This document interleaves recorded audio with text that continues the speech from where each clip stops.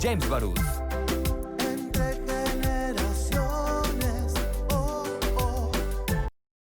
Muy buenos días, con el gusto de saludarles. Este es tu programa Entre Generaciones, inicio de mes. Estamos iniciando el mes de junio, ya vamos para la mitad del año, desde casa, en este confinamiento donde tenemos que cuidarnos nosotros y a los que más queremos. Mi nombre es Christopher James Barús y este es el único programa a nivel nacional con una perspectiva generacional, en donde debatimos miembros de distintas generaciones, la generación Baby Boomer, la generación X, los Millennials y los más jóvenes, los Centennials, para lo cual quiero dar la más cordial bienvenida a quien nos acompaña desde su casa, a quien representa a la generación Baby Boomer, maestro y panelista ya de Entre Generaciones, José Martínez Carrera. Maestro, ¿cómo está? Muy buenos días. Muy bien, buenos días, gracias por la invitación y un gusto estar contigo otra vez. Gracias, muchas gracias, maestro. A quien representa a la generación Millennial, a Jorge Molina, él es orientador de programas PIES de Ficosec. Jorge, ¿cómo estás? Hola, muy bien, buenos días, muchas gracias por la invitación. Gracias, buenos días. También parte de la generación millennial, porque los centennials están en clase y tenían exámenes y el día de ayer ya muy tarde nos modificaron uno, y quien saca la casta es también panelista, miembro de mi generación, Alejandra Cárdenas. Ella es administradora de Entre Generaciones, panelista. Alejandra Cárdenas, ¿cómo estás? Hola Cris, buenos días. Con gusto a todo tu auditorio y en este momento comenzamos contigo.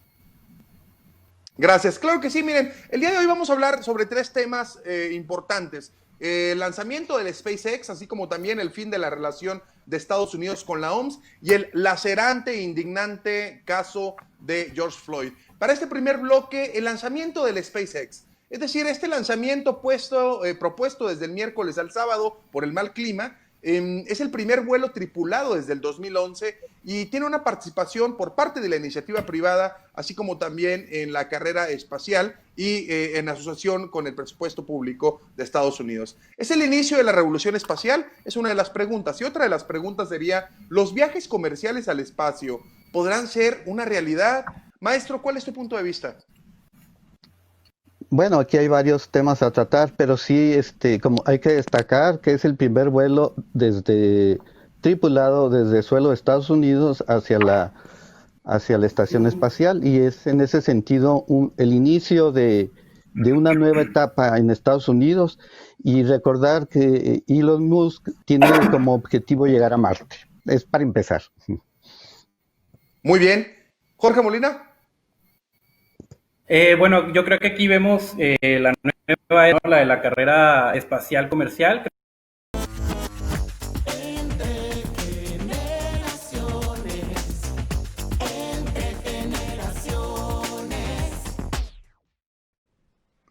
Continuamos Entre Generaciones. Les pido una disculpa a la gente que nos ve en redes sociales, la gente que nos escucha en el radio y en 173 de Total Play, pero el uso de la tecnología, el quedarnos tiene luego complicaciones que sale de nuestras manos. Pero ya estamos de vuelta. Nos quedamos contigo, Jorge Molina. ¿Qué opinas sobre el lanzamiento del SpaceX?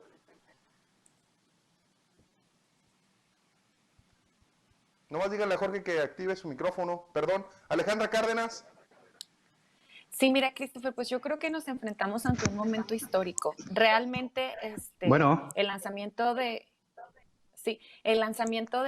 este cohete, del Corel Dragon, pues lo único que nos está abriendo es la puerta hacia un futuro que significa que, por ejemplo, en el 2024 podríamos, el hombre estar pisando nuevamente la luna, en el 2030 podríamos estar hablando del primer lanzamiento a lo mejor de la vida humana hacia Marte. Entonces, realmente esto es un parteaguas ante la vida como la conocíamos.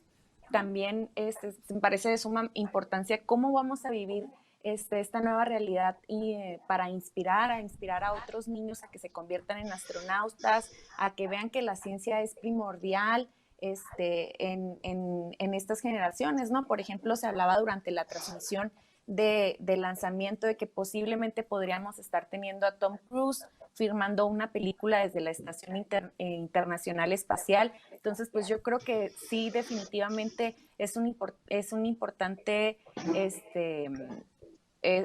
es una fecha muy importante lo que pasó el día sábado. Jorge Molina, ahora sí, Te escuchamos. ¿Me escuchan ahí? ¿Sí? Sí, muy bien. Bueno, perfecto. Bueno, comentaba que la nueva era del espacio, la de la carrera espacial comercial, pues sucedió algo histórico este fin de semana, ¿no? Porque, pues bueno, no nada más desde este punto de vista histórico, sino político y hasta filosófico, en donde, como comentaban mis compañeros, pues es algo importante, en donde pues ya podemos visibilizar que el hombre común, ya puede llegar al espacio. Esto no es nada más ya que se deja a los estados, como, pues bueno, como lo venía haciendo la NASA, como lo venía haciendo Rusia, como lo venía haciendo China, sino a una empresa privada en donde la NASA delega esta responsabilidad de mandar astronautas al espacio. Y creo que es en un punto en donde es bueno para el imaginario colectivo estadounidense, ¿no? En donde se visibilizaba esta guerra con China, en donde estaban estas tensiones, ahora donde está esta tensión por la pandemia y el mal manejo que se comenta por parte de Trump y aparte todas estas protestas que vienen por la brutalidad policíaca, creo que es un punto en donde en año electoral pues se lanzó este hecho histórico y creo que le viene bien a la humanidad. José Martínez, el gran respiro que necesitamos durante la pandemia, ¿crees que sea como tal? Pues no, era un programa ya de largos años, pero sí es el inicio de, digamos, una nueva carrera espacial. Y claro, pues Trump está en propaganda completa, entonces por ese lado, pues lo va a aprovechar, o sea, es innegable. Pero hay que recordar que la NASA cambió su política y también el manejo del dinero, por cierto, y que los chinos, como dicen ahorita mis compañeros, están en la campaña también espacial. A ellos hablan de mandar gente a la luna también, entonces es algo que se pone interesante, ¿no? ¿Qué te puedo decir? A mí me tocó, tenía 14 años cuando el hombre llegó a la luna, cuando entré al tecnológico y pues en parte vengo de una familia, entonces imagínate, leía ciencia ficción, no me perdí la película, la viví, el 2001, decía en el espacio, entonces, ¿qué te puedo decir? Sí me emocionan estas cosas, pero no deja de ser un distractivo o sea, Estados Unidos está que arde, literalmente, ahorita lo vamos a tratar, ¿verdad? Así es. Alejandra, ¿crees que este lanzamiento pueda opacar la noticia de la NASA con relación a la nave no identificada? Es decir, recordemos que hace algunas semanas se autorizó, ya se sacaron, se declasificaron el contenido de los llamados ovnis, que ya Estados Unidos dijo, oigan, pues es que siempre sí existen. ¿Crees que esto sirva como distractor? O ahora sí, sin irme a una teoría conspiracional, ya estaremos también explorando eso más adelante. Pues no, mira, no creo que opaque la noticia, creo que simplemente abre una brecha de mayor información, sobre todo de mayor interés de la población. Si bien ahorita estamos ciclados en muchísimas noticias que nos afectan nuestra salud emocional, el tener este tipo de noticias, Cris, como lo son pues la apertura ahora sí al espacio, la esperanza de que hay más allá, de que podemos evolucionar mediante la ciencia, que más niños, a mí es lo que me atrae, que más niños, por ejemplo, se puedan interesar nuevamente en ser astronautas. Qué importante es, por ejemplo, además de la brecha que se abrió, sobre todo el estilo, ¿no? Si nos podemos ver los trajes que utilizaron los dos astronautas que viajaron el día sábado en el automóvil en el que llegaron, en el Tesla, un automóvil eléctrico, los cascos ya no son como lo eran antes. Entonces, pues yo creo que todo eso sí, a mí sí me gustaría que más bien arrastrar a una generación de niños que estuvieran dispuestos a apostarle a la ciencia y que con eso nos conllevara pues a un mayor avance tecnológico en las generaciones que vienen. Ojalá y la generación Centennial, la Centennial, la generación Z, los Omega y los que nazcan después de esta pandemia, los Pandemials, ojalá y sean más interesados. Decías, Jorge, el hombre común, bueno, así que tan común está bien difícil, porque difícilmente creo que no va a estar tan barato el poder viajar. Pero quisiera preguntarte, Jorge, ¿crees que esto que se pospuso de un día para otro, pues creo que no había manera de consultar el clima con anterior del miércoles para acá?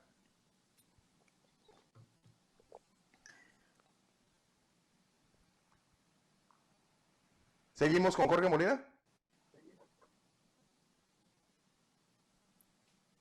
Bueno, Estamos teniendo problemas. Sí, listo. Adelante, Ahí va, Jorge. ahí va.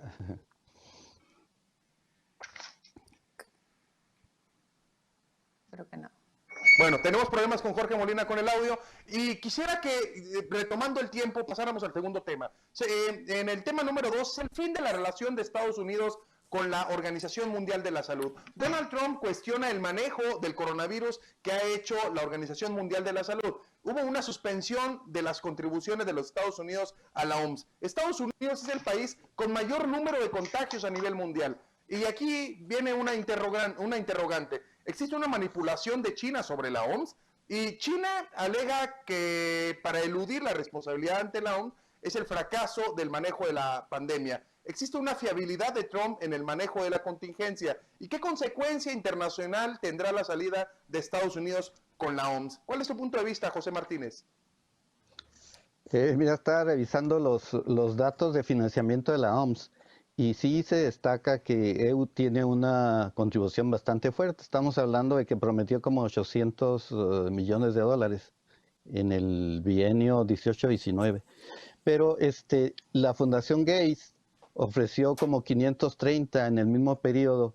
Entonces, la OMS depende de esos dos financiamientos, de los países y de las contribuciones, digamos, de fundaciones. Y es un alegato que ya traía Trump desde hace tiempo. Por ahí estaba leyendo que intentó, por allá por en enero, bajar el financiamiento, alegando que OMS tiene con Estados Unidos una situación diferente, pero la realidad es que la OMS trabaja para todo el mundo, atiende cuestiones desde combatir la tuberculosis, la malaria, el polio y facilitar el acceso a la salud a poblaciones de países con problemas económicos y sobre todo la vacunación también. Pero en ese orden, ¿eh? Pero Estados Unidos con Trump es una cortina de humo que tiene Trump, porque definitivamente, y ahorita lo comentamos en otro, si vemos las declaraciones, no checa, o sea, Trump está utilizando la OMS para zafarse de su responsabilidad, en mi opinión. Alejandra Cárdenas, ¿crees que sea una cortina de humo para ocultar el fracaso de Estados Unidos por el manejo del coronavirus? Pues mira, más que una cortina de humo, recordemos, como bien lo han dicho, ¿verdad?, cómo está el financiamiento mediante la OMS. Yo creo que es el peor momento para criticar a los países y a la Organización Mundial de la Salud. Si bien es cierto, ¿verdad?, que las mayores contribuciones financieras que tiene la OMS, pues es por primera parte Estados Unidos, luego le siguen dos entes privados, y después nos vamos con Inglaterra y en quinto lugar está Alemania. ¿Qué significa esto? Que siempre que los países estén aportando a una organización mundial, obviamente ellos tienen una agenda privada. Al momento de tener una agenda privada, pues queda en segundo término la agenda profesional, que no debería de ser de esta manera. Si bien Trump al inicio de la pandemia subió su nivel electoral y su nivel de votos porque estaba atendiendo de una manera de salud, hablaba de datos de salud específicamente con su electorado, ahora vemos que ha cambiado su tónica y ahora únicamente habla de la economía, de lo que está causando mal en la pandemia. Es por eso que vemos que sí está utilizando un poco la cortina de humo al decir que China está manipulando a la OMS. Te digo, no nos daremos cuenta, y creo que lo mejor de criticar a la OMS sería cuando nosotros venzamos la pandemia, ahora sí hacer un análisis de qué es lo que está pasando con el financiamiento de los países, por qué la OMS tiene que hacerle caso a cierto país o a cierto no país de acuerdo a lo que contribuyen anualmente para la propia organización. Jorge Molina, consecuencias presupuestarias para la OMS sin Estados Unidos. Seguimos con problemas con Jorge Molina, me están diciendo con el audio. Seguimos sin tener micrófono. Jorge. ¿Escuchan? Sí, Hola. ahí te escuchamos. Perfecto. Bueno, hablaban de una cortina de humo. A mí me parece que no es una cortina de humo. Nosotros hemos visto desde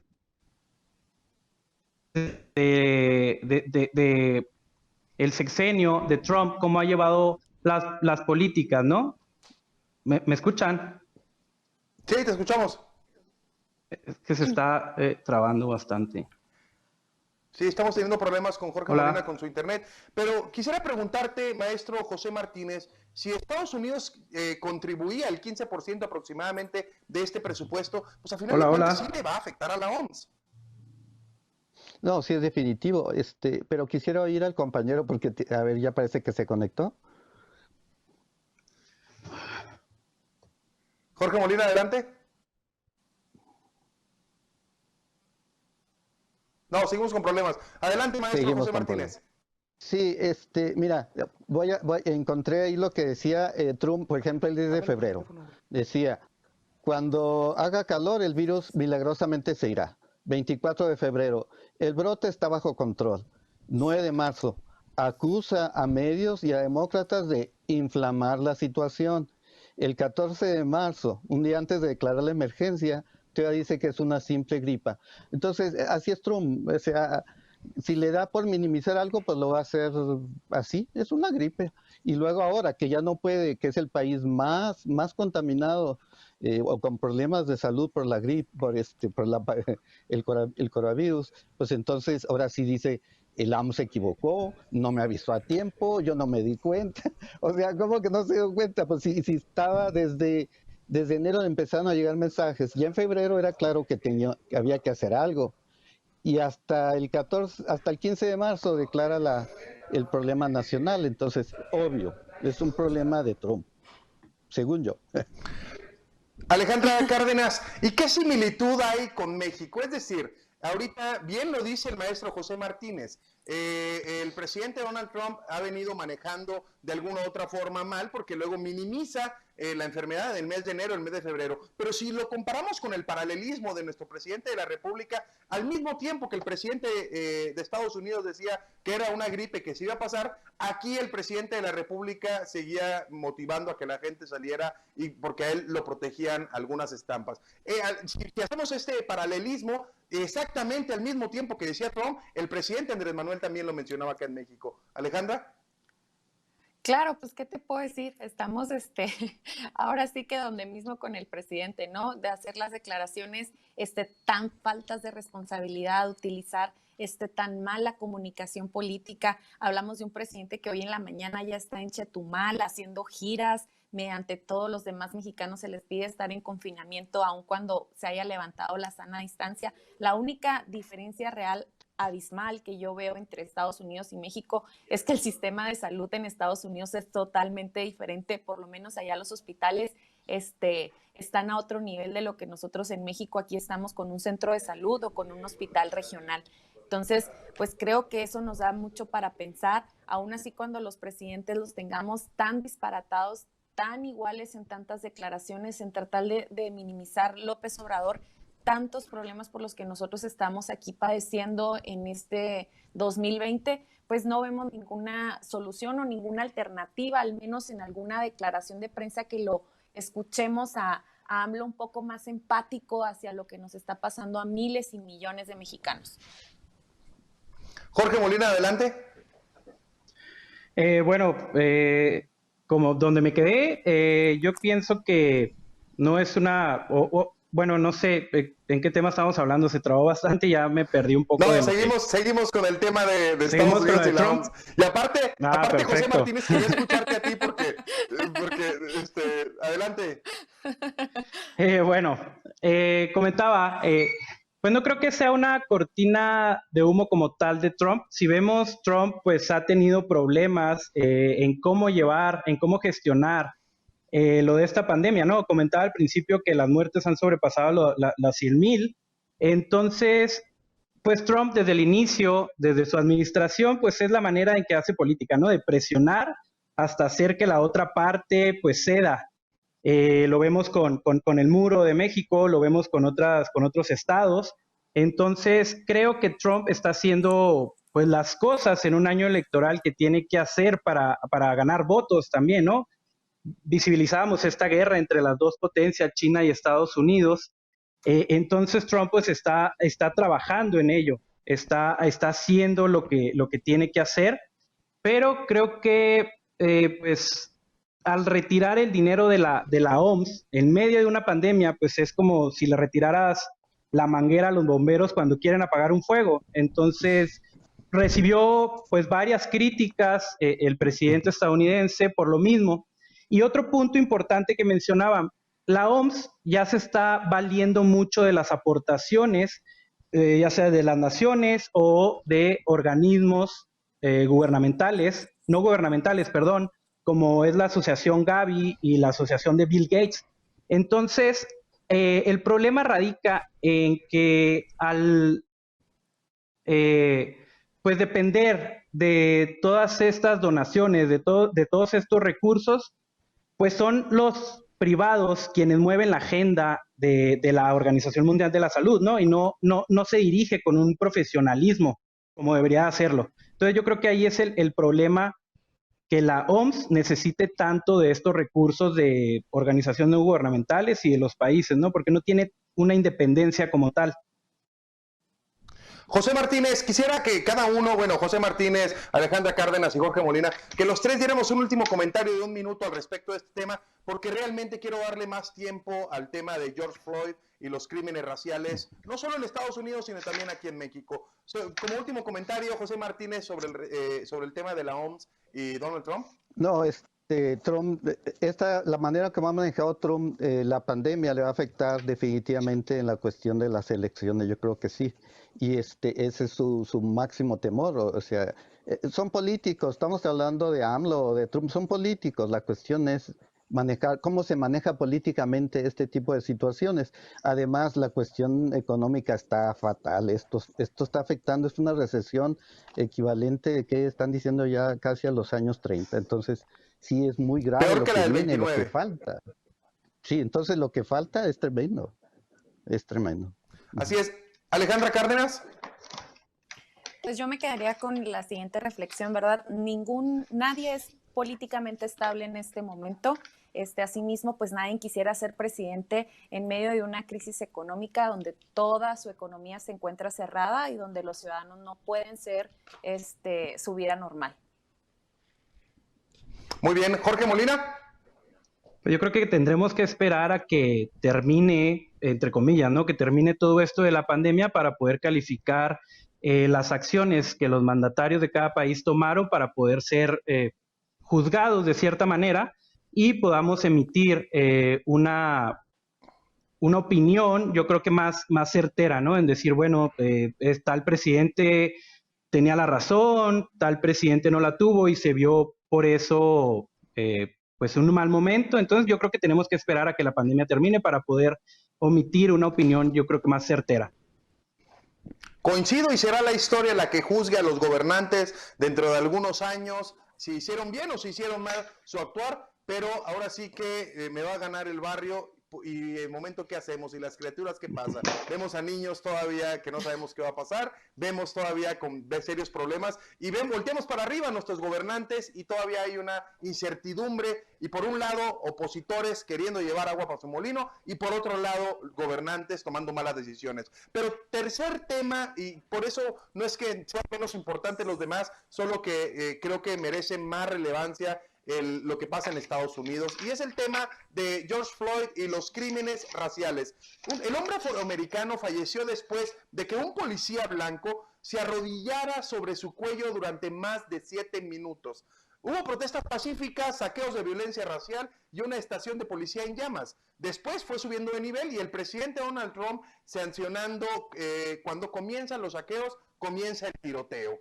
Hubo una acusación de homicidio en tercer grado por Derek Chauvin, el policía, y la denuncia que llevó a la detención de Floyd, que intentara pagar con un billete falso de $20. Imagínense nomás, la brutalidad policíaca contra la comunidad negra en Estados Unidos es algo de siempre, y el racismo en crímenes de odio en pleno 2020, racismo, clasismo, pigmentocracia en México, es decir, ¿qué está pasando en el mundo? Vemos en momentos en donde deberíamos de estar más unidas, más unidos, termina un policía de Estados Unidos matando a un hombre que intentó pagar con un billete de $20 falso. Nadie se merece eso. ¿Y cuál es tu punto de vista, maestro José Martínez? No, definitivamente es un problema racial.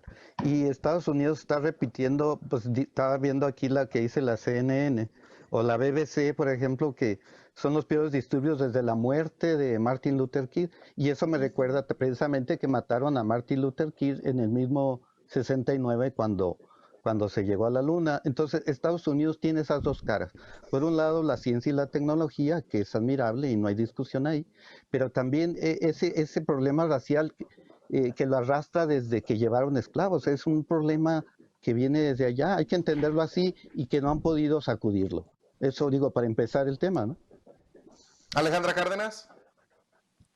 Pues mira, creo que ante todo esto pues es lamentable, ¿no? Estados Unidos se está enfrentando, antes estábamos pues en una invisibilidad del problema. Yo creo que ahorita a nivel mundial nos encontramos en una visibilidad cómoda, porque si bien conocemos a través de la educación que se nos da, a través de lo que uno se va documentando, qué es la discriminación, los problemas raciales que hay en todo el mundo, no, ahorita nosotros estamos en una visibilidad cómoda porque si a lo mejor discriminan o hacen algún comentario racista o algún comentario que lastime a otra persona, a lo mejor yo me quedo callada o hasta muchas veces uno se hace partícipe de esas burlas o con esos comentarios. Entonces yo creo que ahorita el mundo está en una visibilidad cómoda.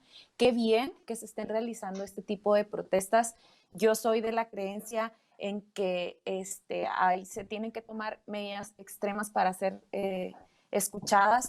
Vemos muchísimo como hoy en la mañana estaba escuchando y viendo por televisión la iglesia de Washington, D.C., la St. John's, cómo en su sótano fue quemado, que ya gracias a Dios ya lo lograron combatir, cómo se enfrentaron los manifestantes con los agentes del servicio secreto, las declaraciones lamentables de Donald Trump de que se iban a encontrar con perros hambrientos y con armas letales y llegaban a la Casa Blanca. También es de destacar, ¿verdad?, que Trump por primera vez en su mandato lo hayan llevado el viernes por la noche por una hora, de 8 a 9 de la noche, a un sótano para mantenerlo con seguridad. Entonces yo creo que nos deja mucho que reflexionar personalmente qué es lo que cada uno está haciendo, cómo está enfrentando estos crímenes de odio, esta discriminación que todos vivimos día a día.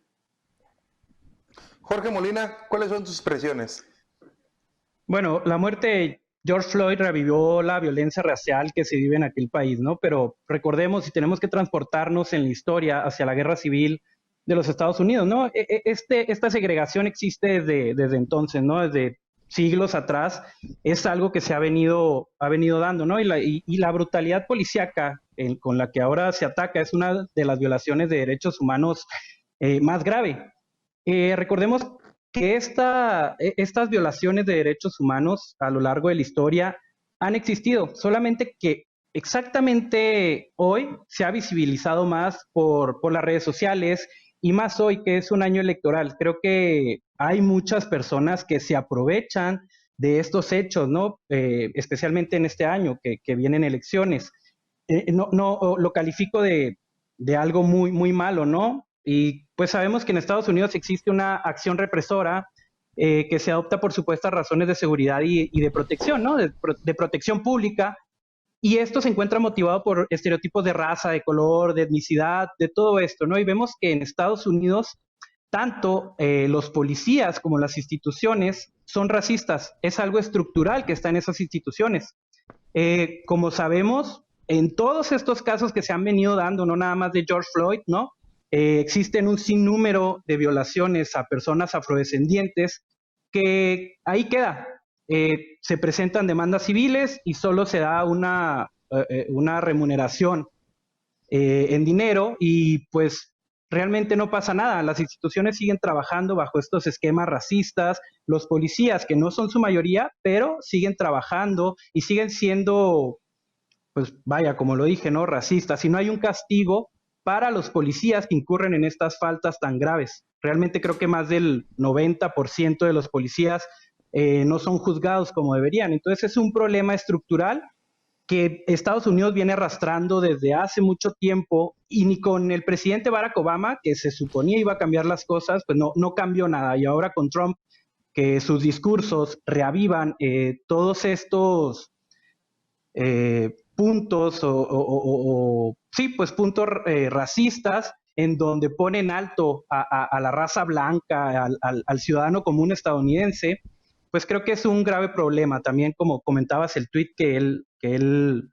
puso hace unos días, pues creo que esto enardece a la ciudadanía. Así es. José Martínez, quiero traerme el tema para México. Hubo distintas reacciones por parte de muchísima gente que nos indignamos, que nos enojamos, que estamos muy enojados por este tema, pero también, ¿qué está pasando en México? Recordemos que México es un país que hasta hace apenas 5 años, el pasado 2015, se reconoce a los afromexicanos como tal. Apenas este 2020 es la primera vez en la historia de nuestra nación que se va a contar con, por parte del INEGI a los afrodescendientes, a los afromexicanos. Y muchos que nos escucharán o nos verán dirán, oye, Christopher, es que no existen afrodescendientes en México. Claro que sí. El primer presidente de la República, el que luchó para abolir la esclavitud en México, Vicente Guerrero, era afrodescendiente. Morelos, nuestros héroes de la patria, era afromexicano. En el estado de Guerrero, en el estado de mexicano de Guerrero, en Acapulco, en la Costa Chica, la gran mayoría de los habitantes son afrodescendientes. Aquí en Chihuahua tenemos afrodescendientes, es decir, ¿solo existe el racismo allá o aquí no lo queremos ver o lo tapamos con un dedo? No, definitivamente no lo queremos ver. El problema es añejo en México. He estado estudiando el tema con algunos, leyendo algunos documentos y libros por ejemplo, de los antropólogos y de historiadores, y es claro que en México hay una larga tradición de racismo, quizás de otra manera y de otras formas, pero los estudios han mostrado que el color de la piel influye hasta si te dan empleo o no. El problema de, por ejemplo, las telenovelas o el caso de los actores y actrices, o el caso de la película de Roma, todo eso evidencia en el fondo un racismo que está ahí latente y que yo diría que podrías hacer un programa completo de este asunto, pero qué bueno que le das mucho tiempo para poder discutirlo. Yo sentaría, claro que hay un problema contra los afrodescendientes, eso está muy claro, pero también el problema contra los indígenas, hay una discriminación, y yo enfatizo, contra los indígenas o cualquiera que parezca indígena. Es increíble ese asunto. Yo creo que vale la pena detenerse en eso. Así es, Alejandra Cárdenas, la expresión esa, mala expresión, pésima expresión, que yo en todos lados digo que ya no se utilice, la palabra indio para denostar a alguien que no conoce algo, eso es lamentable, eso habla de una sociedad mexicana que es racista, que es clasista y que está segregando a la población. Alejandra. Claro, y hay otras frases más, como por ejemplo, si vas a conseguir pareja, dices que vas a mejorar la raza. Y yo creo que entre toda la juventud, cuántas veces no dirán esa expresión y lo sistemáticamente discriminativa que puede resultar hacer, ¿no? ¿Por qué decir mejorar la raza? Nuevamente con el tema de mujeres, ser mujer en un país como lo es México, ser mujer con piel obscura, te resta muchísimas posibilidades de un buen trabajo, de educación, de muchísimas cosas más que no están visibilizadas en México, y eso es una realidad, Cris. Es una realidad. Como mujeres todavía te discriminan por ser mujer, y todavía eso, súmale el color de piel, entonces pues estamos siendo doblemente discriminadas en un país como México, donde es más fácil hablar de fútbol, de política y hasta de religión antes que de discriminación. Entonces, Jorge. Sí. Sí, Jorge Molina. Bueno, como comentabas tú, pues en México cierra los ojos ante el racismo, ¿no? Pero siempre ha estado ahí. Como bien comentas, es un tema que hasta hace poco se está hablando de él, no hablábamos de él. Nosotros negábamos que existía el racismo por no existir, bueno, existen, pero nosotros aquí en Chihuahua decíamos, no, pues es que no hay personas de la raza negra, entonces no hay racismo, como lo veíamos en Estados Unidos. Pero sabemos que la apariencia física es la principal causa de discriminación en México, ¿no? Y más de la mitad de la población indígena afrodescendiente, considera que sus derechos no se respetan, según Lenadis. La discriminación étnico-racial, perdón, es estructural, como comentaba hace rato, como en Estados Unidos, porque se funda en un orden social y en una relación de poder que tiene antecedentes desde la colonia, ¿no? De siglos atrás, y se reproduce de manera sistemática y permanente dentro de la sociedad. Entonces sus efectos son estructurales. Erradicarla, pues es una tarea muy complicada, porque también hablamos de que no, en México no hay racismo, es clasismo, pero el componente racial de la pobreza hace que las líneas entre clase y raza sean confusas, ¿no? En México, como bien comentaron mis colegas, es más difícil para una persona con rasgos indígenas, con el color de piel más oscuro, conseguir trabajo, acceder a posibilidades de mejorar su estatus socioeconómico, tienen una menor posibilidad de acceder a puestos directivos, todo esto por el color de piel.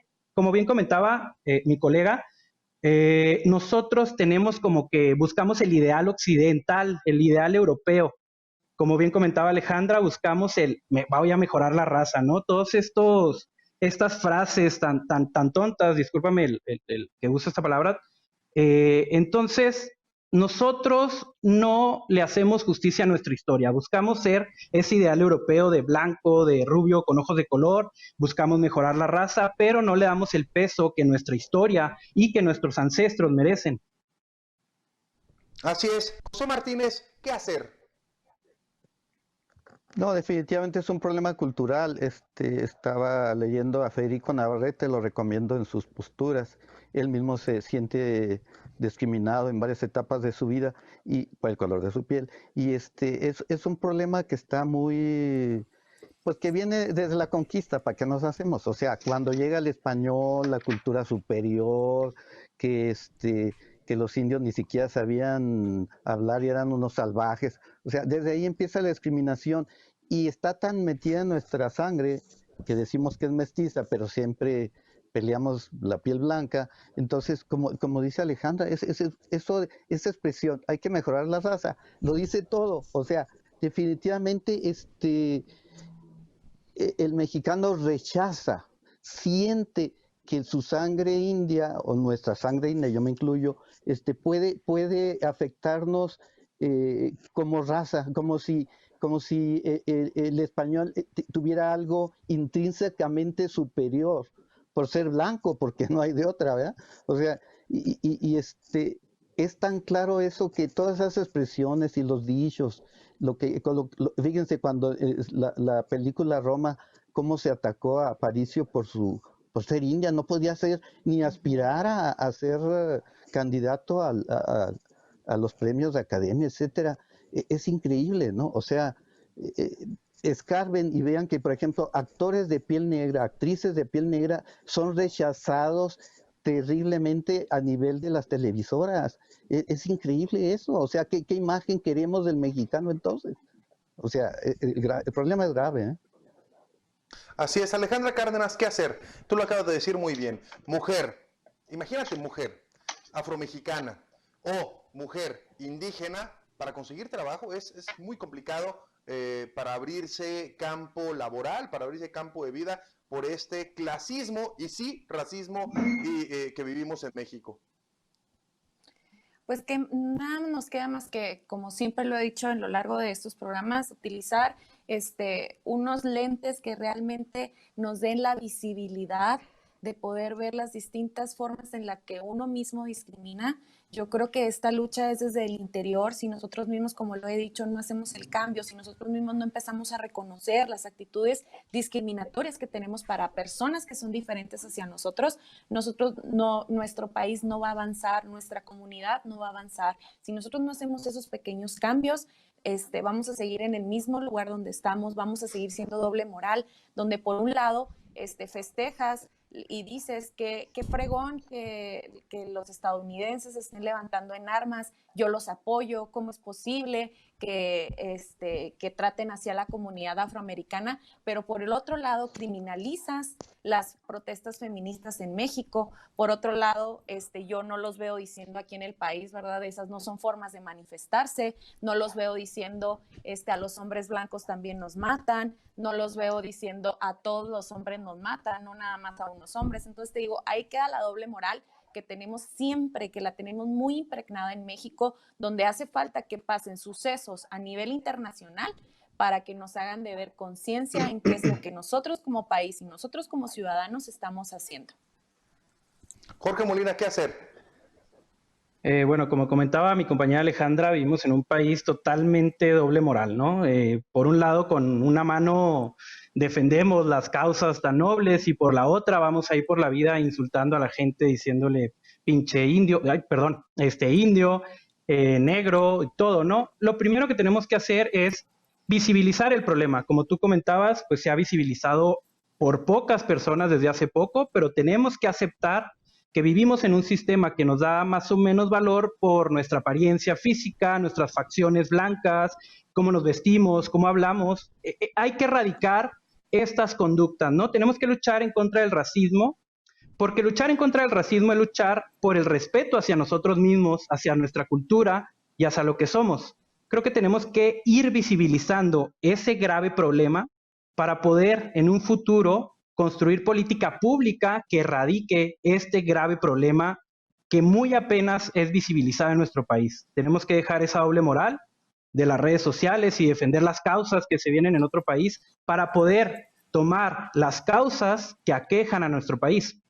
En México es tan importante visibilizar el racismo, el clasismo, como lo quieran llamar, para poder combatirlo, porque es un problema muy, muy, muy, muy grave. Muy bien, vamos a la última ronda para finalizar. José Martínez, ¿hacia dónde vamos? En el problema de la discriminación, pues en México tenemos que avanzar mucho, nos falta mucho. Y yo sí centraría el problema en defender la cultura indígena y aceptarnos que tenemos esa sangre y ser orgullosos de ella. No negarnos en ese sentido. Y el mito del mestizaje, que hay que discutirlo, lo pondría para un programa. Ligar estos conceptos de cómo se maneja el mestizaje en México y definitivamente pues en las familias, con nuestros hijos, alrededor de nosotros, evitar todos esos oh, tú eres moreno y qué bonitos ojos tienes porque los tienes azules, etcétera. O sea, ¿por qué hacemos eso en nuestra familia? Debemos empezar con nuestro alrededor, con nuestra familia, evitar la discriminación desde adentro, desde nosotros. Como dicen los compañeros, visibilizar el problema. Es increíble esto, ¿verdad? Bueno, eso como una manera de ir avanzando. Ahí bueno, disculpe, ¿no? Que voy a tomar la palabra. Adelante, Jorge, adelante. Sí, ahí tengo yo hay algo que me causa conflicto, ¿no? Hablamos de defender a los indígenas, hablamos del racismo, pero queremos occidentalizarlos. O respetamos sus usos y costumbres o les imponemos nuestras reglas occidentales. Entonces ahí yo creo que hay un grave problema porque luchamos para defenderlos, pero a la vez queremos cambiarlos a nuestra manera occidental. Entonces, ¿qué es más importante? Hablamos de la herencia, de respetar la herencia, nuestra cultura, pero queremos hacerlo como nosotros vivimos en sociedad. No, pues es que esta sociedad milenaria allá en Chiapas, en la selva, son súper machistas, nosotros vamos a llegar a occidentalizarlos y queremos cambiarlos a nuestra manera. Entonces, ahí yo tengo ciertos problemas con eso, ¿no? Si respetamos sus usos y costumbres o los cambiamos a nuestra manera. Creo que entramos en ese disyuntiva, en ese problema de cómo los queremos hacer nosotros, ¿no? Y no respetamos sus costumbres milenarias. Entonces, solo quería aclarar ese punto de cómo estamos nosotros o qué es lo que tenemos que hacer con respecto a ellos. Así es. Alejandra Cárdenas, para finalizar. Pues, como lo he mencionado, ¿verdad?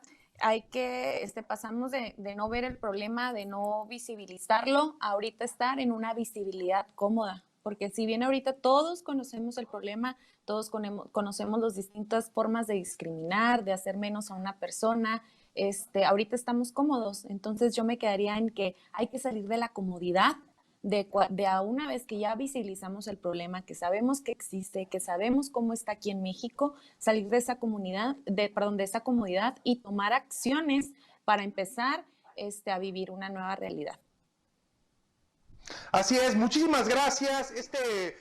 Pareció corto porque no hicimos cortes comerciales y nos fuimos corrido, pero muchas gracias por acompañarnos a tu programa Entre Generaciones. Maestro José Martínez, Jorge Molina, Alejandra Cárdenas, muchísimas gracias. Y para todas las personas que nos ven y que nos escuchan, la visibilización del problema, de un problema real. No caigamos en declaraciones racistas, clasistas, homofóbicas, sexistas, y tengamos una población que sea incluyente, que sea más participativa, porque, solo como dato, en Chihuahua efectivamente el sistema de transporte se hace una apropiación cultural llamándole Bowie, pero se han preguntado si las tarahumaras y los tarahumaras, si nuestros hermanos rarámuris les es gratuito el sistema de transporte, porque sí, lo utilizamos para las placas, sí, lo utilizamos para el sistema de transporte, pero no lo estamos apoyando a esta cultura que es los verdaderos dueños de esa tierra. Este es tu programa Entre Generaciones. Dejo esa reflexión sobre la mesa. Mi nombre es Christopher James Barús, y no se les olvide que a esta vida venimos a ser amigos, a hacer historia, pero sobre todo a ser felices. Hasta mañana. Gracias por acompañarnos.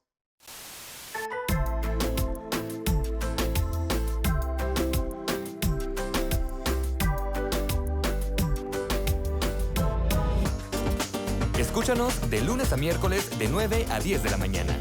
Entre Generaciones, con Christopher James Barús.